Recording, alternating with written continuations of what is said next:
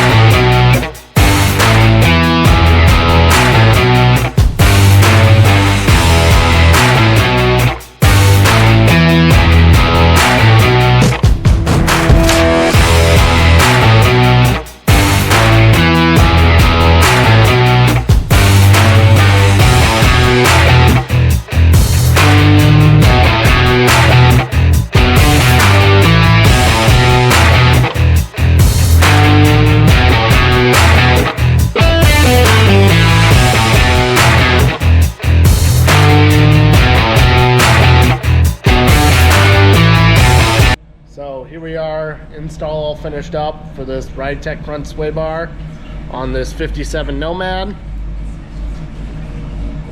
Got everything all installed, nice brackets, nice Moog end links. Everything's all torqued up, paint marked, just ready to hit the road again. There's those QA1 shocks. We went with the heavier rate coil spring in the front. We scaled the front of the vehicle. Vehicle weight came in at about 2,200 pounds, which was the max for their standard coil spring. We ended up going with a higher rate spring just to accommodate for the driver, and the owner of the vehicle was hoping to keep a factory ride height as he is still rocking factory style wheels and tires. So lowering the ride height was not really an option to keep this set up. So I'll let you know how it drives.